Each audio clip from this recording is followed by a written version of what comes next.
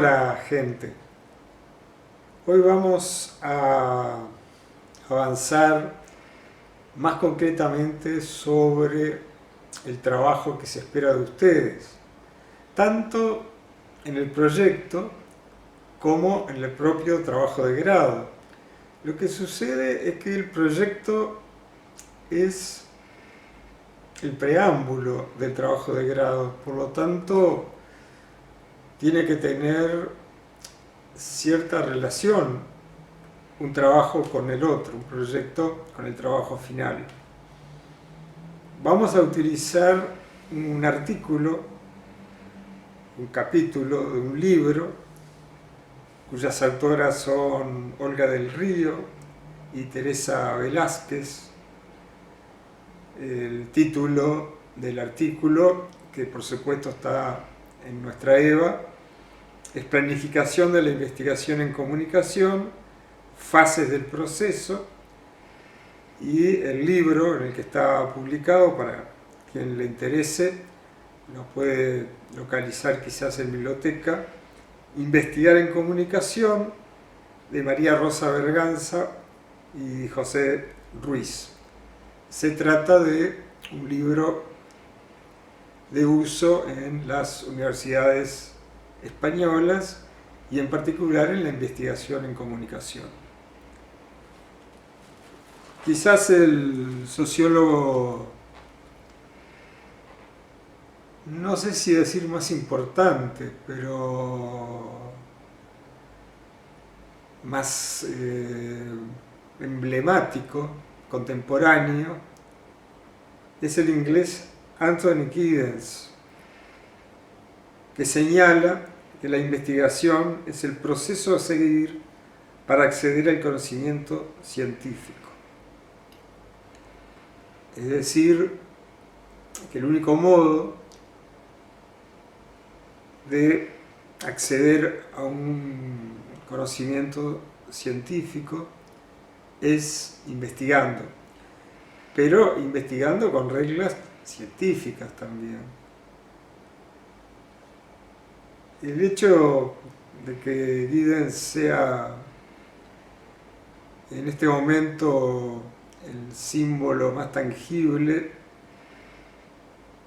de la sociología no tiene que ver solo con su aporte, sino que es prácticamente el último sociólogo clásico que aún vive. Otro hecho que hace a su fama es que también es el sociólogo más referenciado en Internet. Esto lo están viviendo ustedes, el primer paso, cuando uno se pone a concebir una investigación, es la concepción de la idea. Cuando uno se fija un tema, pasa por un proceso en el cual primero selecciona entre varios posibles temas, hasta que por un balance de distintas posibilidades, de capacidad del equipo, de cercanía a la temática, de posibilidad real de investigar ese tema, elige uno. Pero aún teniendo el tema, las ideas de cómo avanzar en él siguen siendo vagas, siguen siendo imprecisas. Por lo cual, en un segundo esfuerzo, hay que empezar a trabajar en el sentido de terminar con esas imprecisiones, terminar con esa bruma, esa vaguedad que está rodeando al tema. Para eso, obviamente, pueden hacerlo solos, con el grupo de ustedes, pero también con la ayuda del grupo docente. Pero hay algunos pasos que ayudan a clarificar el panorama. Por ejemplo, plantearse el problema a investigar, es decir, avanzar en el tema hasta encontrar algún aspecto que se convierta en un problema a resolver mediante una investigación. Es decir, paso del título a analizar ese concepto hasta convertirlo o encontrar algún aspecto, problema, en el buen sentido de la palabra, no del sentido problemático de algo. No, encontrar un problema a resolver. Para eso tengo que precisar los objetivos de la investigación. Es decir, tengo una idea, creo que hay un problema que merece un ejercicio para ser resuelto y ahora voy a precisar los objetivos de la investigación. Los objetivos indican ya con más claridad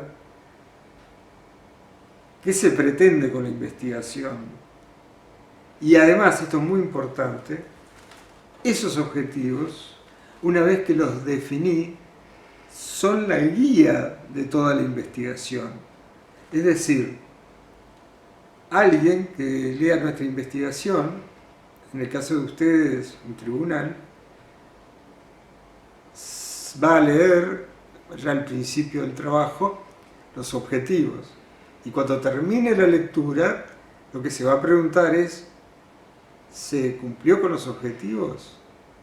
Esto es una pregunta central que define o no la validez de una investigación.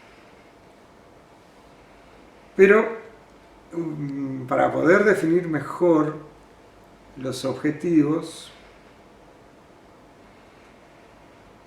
es un buen método formular una batería de preguntas sobre el problema que estamos intentando resolver,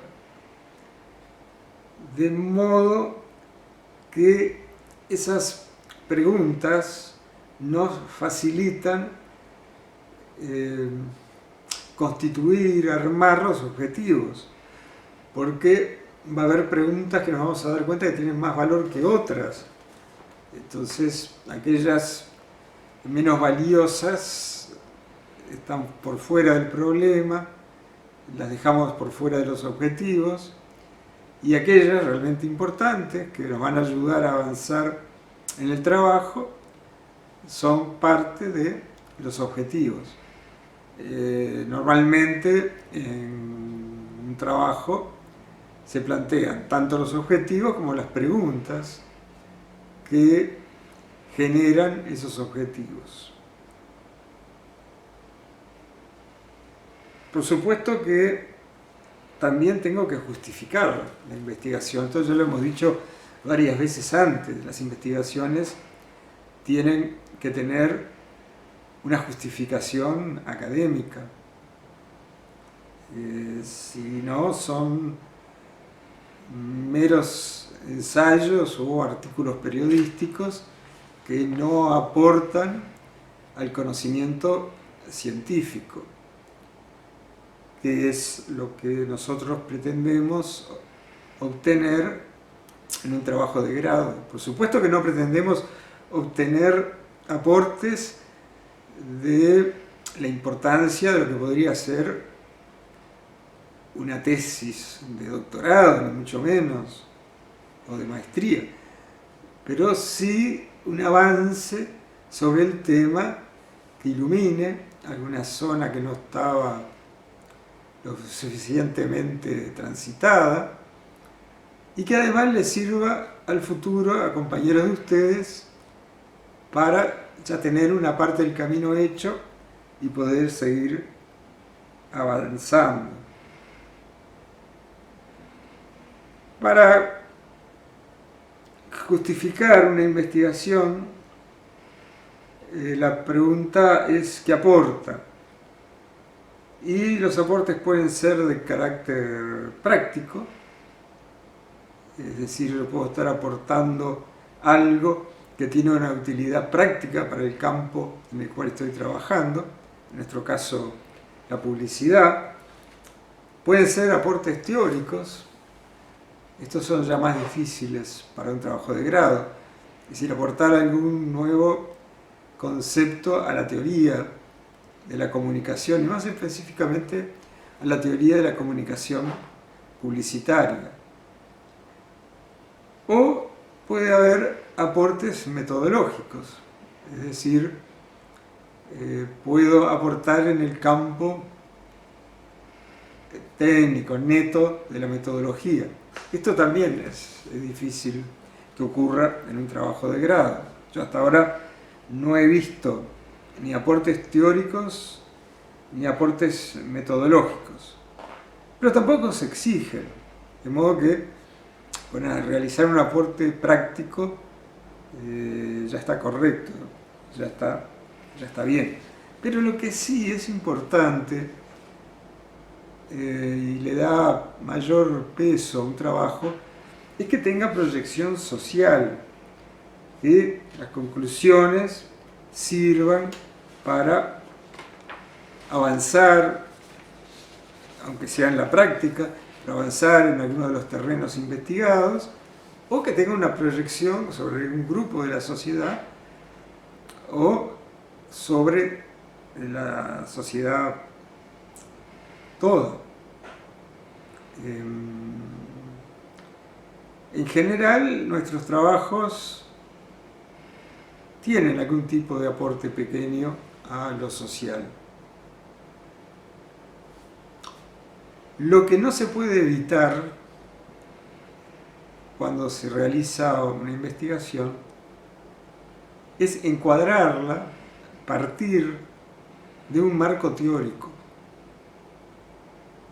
En nuestro caso, generalmente aparece como una dificultad el marco teórico, porque los estudiantes tienden a fijarse como objetivo y con cierta razón los temas prácticos que quieren resolver, los aspectos prácticos que quieren resolver. Pero todos los aspectos prácticos en realidad están sustentados en una teoría. Pongo un ejemplo para que esto se entienda mejor.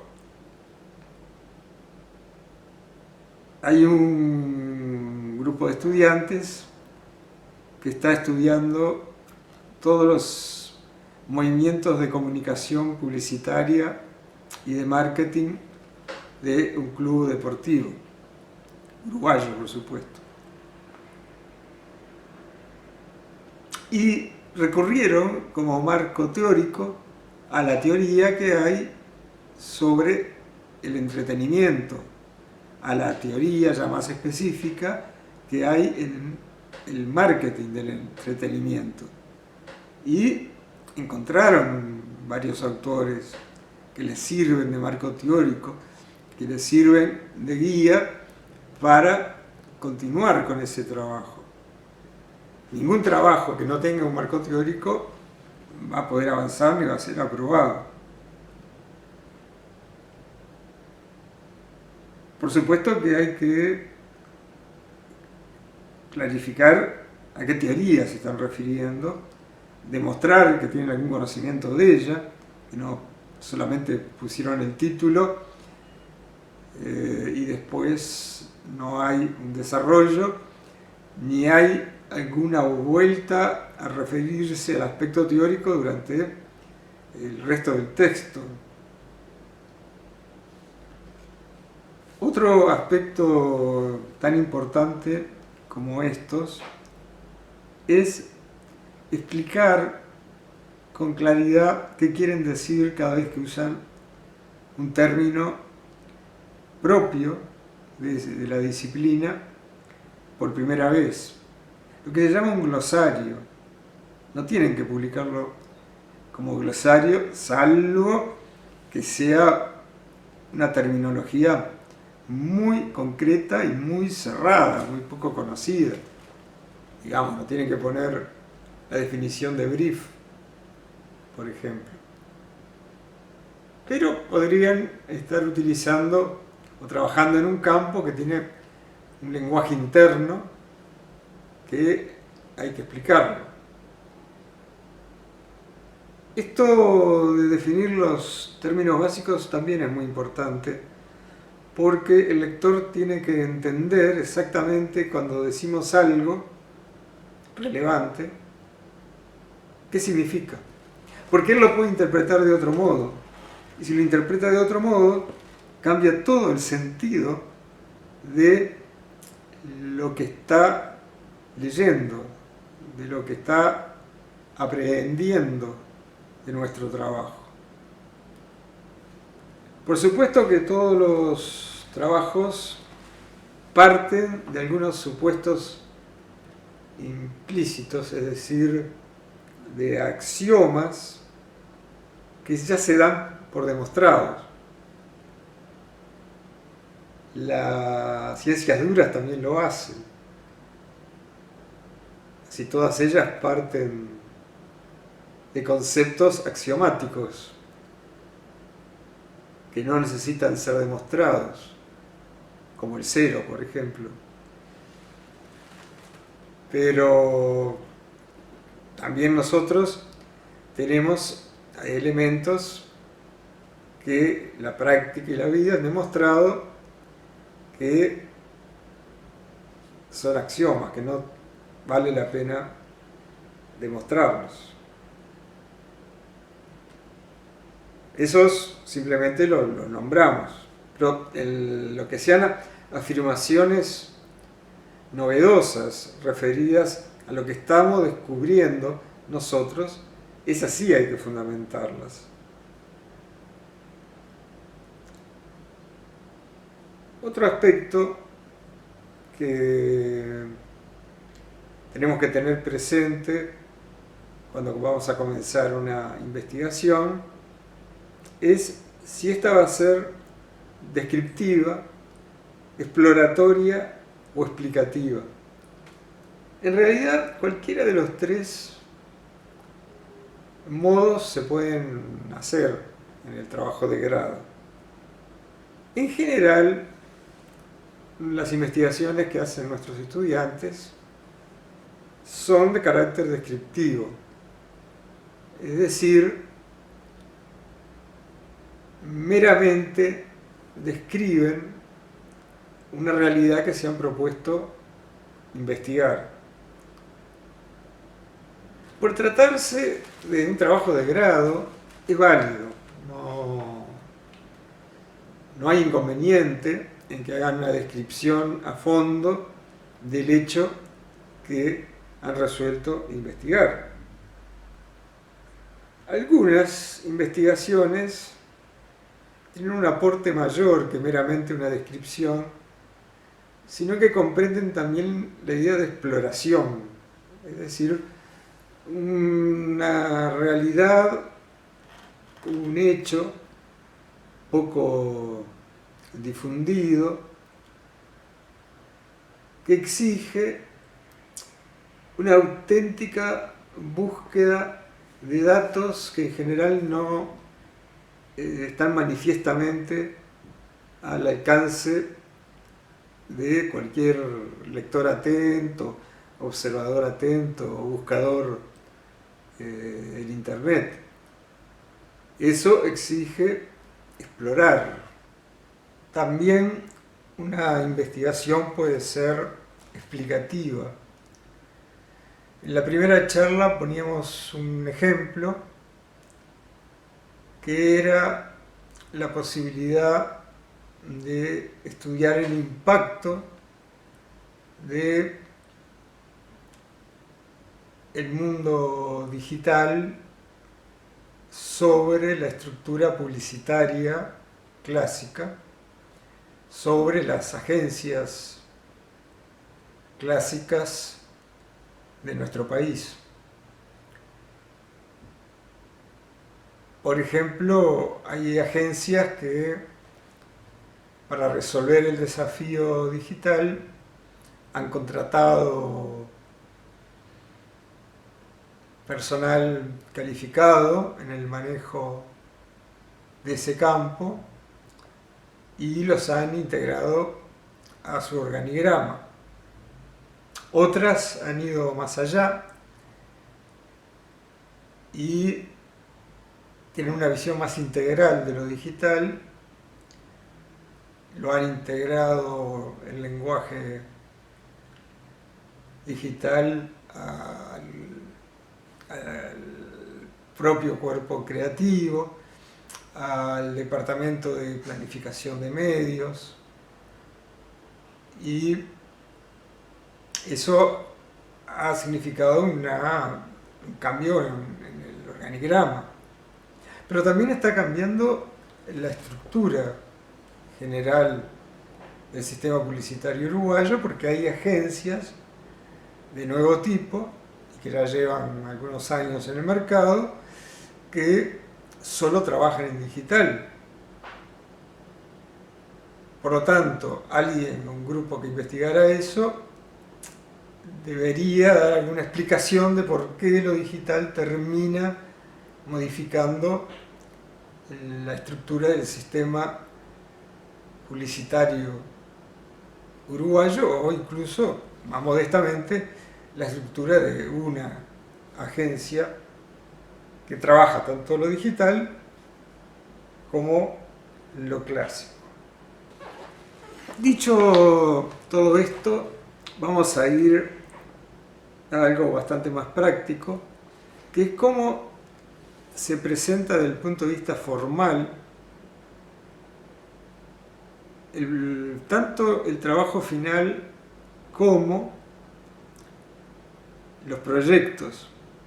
Claro que los proyectos son más flexibles en tanto son proyectos en construcción. Pero está bueno que al final del semestre, para el examen, ese proyecto se parezca bastante al esqueleto del trabajo final. La única modalidad que puede no atenerse a lo que vamos a decir ahora, porque es distinta, es aquellos que opten por hacer una campaña.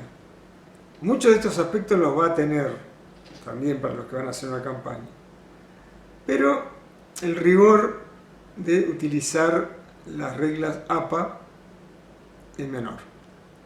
Por supuesto que las reglas APA las tienen en nuestra EVA. Prácticamente todo lo que estamos solicitando y más está en la plataforma EVA, por lo tanto los invitamos a explorar la plataforma.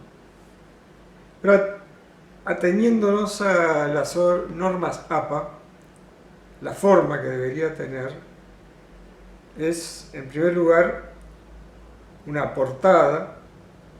En esa portada está básicamente la información general de quiénes son los autores, del trabajo, el título, el contexto en el cual está hecho, que es el de este curso. Luego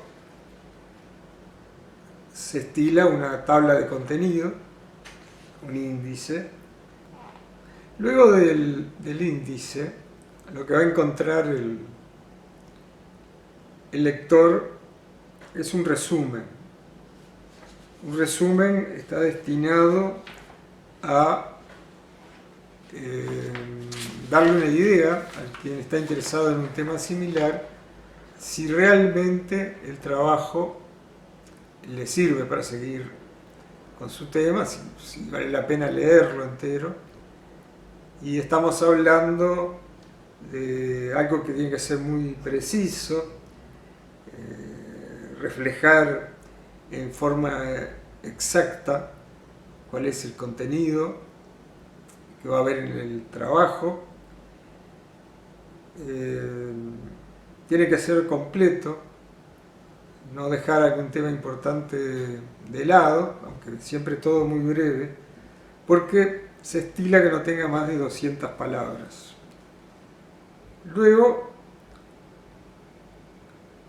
pagando tributo a la modernidad, vienen las palabras clave, que normalmente son 4 o 5, que son conceptos centrales del trabajo y que tiene como objetivo que alguien que está buscando por internet algo sobre el tema y va a entrar en Google algunas palabras relativas al mismo, localice mediante las palabras clave de ustedes el trabajo y ahí ya va a leer el resumen con más atención y si el trabajo realmente le interesa para seguir adelante.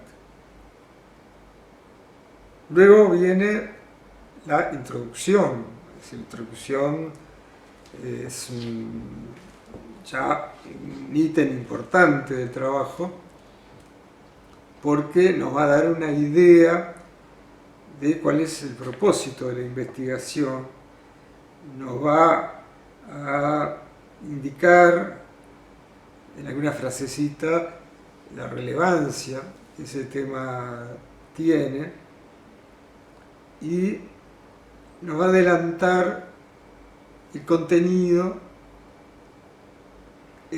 con cierto grado de explicación que todos los ítems posteriores van a tener, o los capítulos, si quieren llamarlos capítulos. Esto en un proyecto es una parte breve. En el trabajo mismo de grado ya es una parte importante, más sustancial.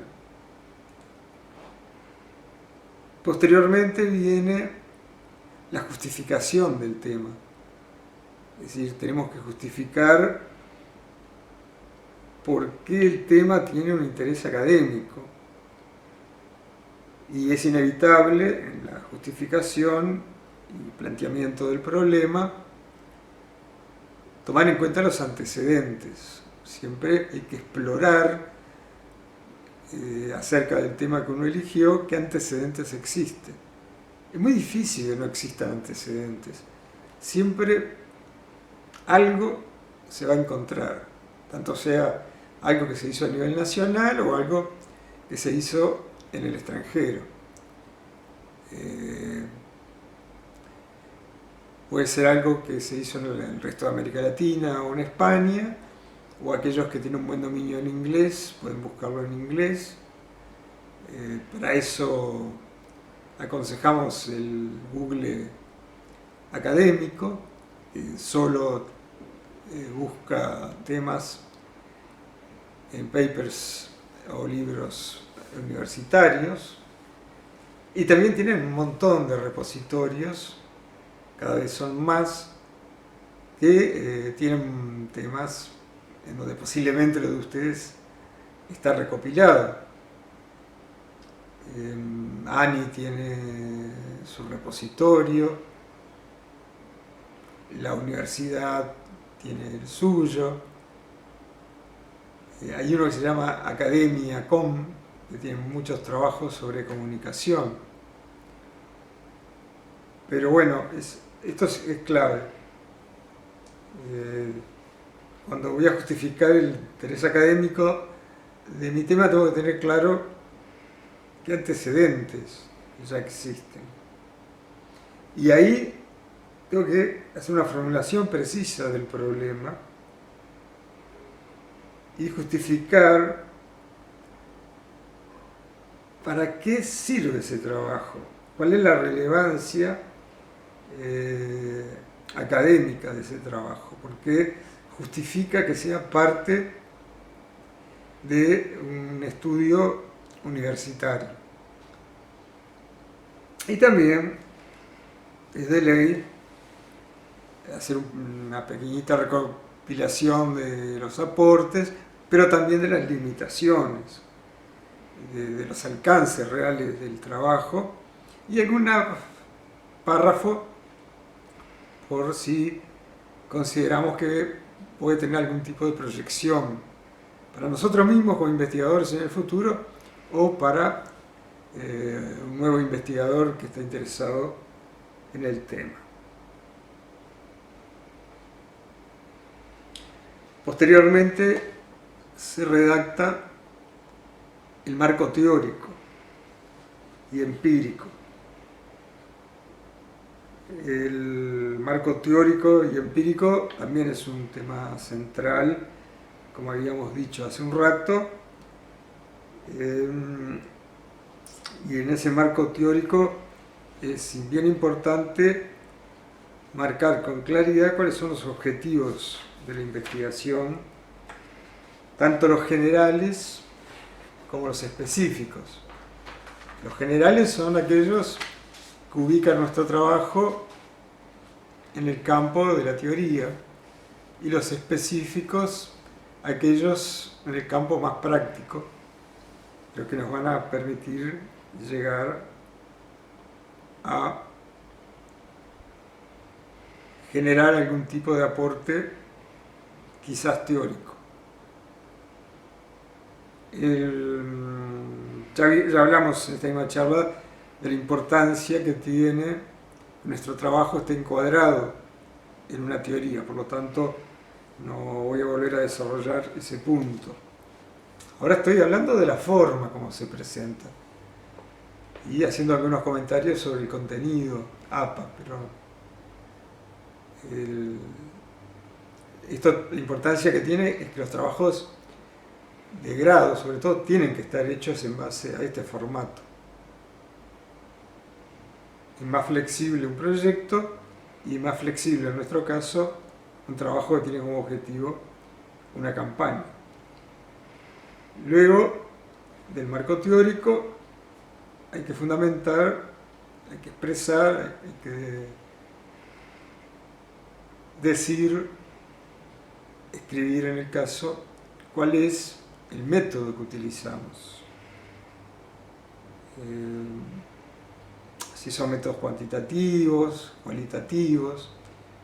Un error que he notado que se comete con frecuencia al hablar de la metodología es que se dice, por ejemplo, se realizarán entrevistas en profundidad a Juan Pérez, a Pérez Juan, a María Pérez y a Pérez María. No, eso no va en la metodología. En la metodología lo que va es que va a haber entrevistas en profundidad, pero no las personas. Eso lo vamos a descubrir después, avanzando en el texto. Hay que definir también qué son métodos, esto se lo digo yo, qué son métodos y qué son técnicas. Los métodos son básicamente cuantitativos y cualitativos, y las técnicas son básicamente, en el caso de los cuantitativos, la encuesta, por ejemplo. La encuesta no es un método, es una técnica. Y en los métodos cualitativos, la observación participante, el trabajo con paneles, la entrevista en profundidad, son técnicas, no son el método. Lo digo porque también es un error que puede aparecer con cierta frecuencia. Luego viene como una parte distinta, la exposición de los resultados que se obtuvieron en la aplicación del método y de algún modo en la referencia al marco teórico. Pero Lo que sí tiene que estar es la relación que hay entre los resultados que obtuvimos en el trabajo, básicamente de campo, y los objetivos de la investigación. Eso sí es importante que haya una relación. Cerrando el trabajo, se llega al ítem de las conclusiones, en el cual podemos resumir el trabajo, marcar la relación que hay entre la teoría, el marco teórico que elegimos y los resultados, pero por sobre todo la relación entre los objetivos y los resultados. También podemos utilizar como conclusión una variante que es hacer mucho hincapié en un hallazgo que consideramos de real importancia, que consideramos que tiene un poder de hallazgo importante y por lo tanto hacer mucho hincapié en ese hallazgo y menos en el resto. Luego, las conclusiones, que son bien importantes porque no va a haber tribunal que no mire los objetivos y las conclusiones para ver si una cosa cierra con la otra. Después de eso vienen las referencias, que son el origen de las citas que hicimos durante todo el trabajo, y podemos poner apéndices. Los apéndices en general son la desgrabación de las entrevistas, algún otro elemento que no consideramos que era de tal importancia como para figurar en el texto mismo del trabajo. Puede haber alguna fotografía. Hablando sobre las fotografías, solo las fotografías se usan en el texto mismo cuando son muy relevantes, cuando explican algo que el lector no puede entender solo durante la lectura y tiene la necesidad de ver la fotografía de lo que se le describe. A veces pasa, a veces no pasa y las fotografías están absolutamente de más, lo cual desluce al trabajo. Por supuesto que también en un trabajo se estila que haya cuadros estadísticos. Esos cuadros estadísticos pueden ser obtenidos de una fuente externa, siempre que se haga mención a ella. Se diga, bueno, este trabajo procede de tal fuente. Bueno, estos son elementos que hemos intentado incluir en esta charla, que le hacen concretamente al proyecto y en lo más inmediato al trabajo de grado. Lo que sí necesitamos es que ustedes, que seguramente la mayoría hoy está en una bruma respecto a cuál va a ser el tema de su trabajo final, ya lo vaya definiendo, no solo por el interés personal que ese trabajo tiene, sino también por la posibilidad de acceder a los datos. Es bueno que eso ya lo vayan definiendo, lo mismo que la integración de los grupos, si lo van a hacer de forma grupal.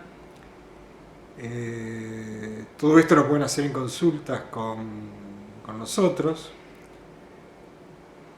Y ya aclaro, informo que para los primeros días del mes que viene vamos a tener el primer parcial, que es justamente un borrador de borradores sobre el proyecto que van a procurar entregar al final del curso. De modo que, resumiendo, a través de 3 charlas, algunas reuniones vía Zoom o similar, hemos intentado ir armando, generando las condiciones para que ustedes puedan empezar a trabajar de firme en el proyecto. Y bueno, empezaremos a dar los pasos para concretarlo. De modo que,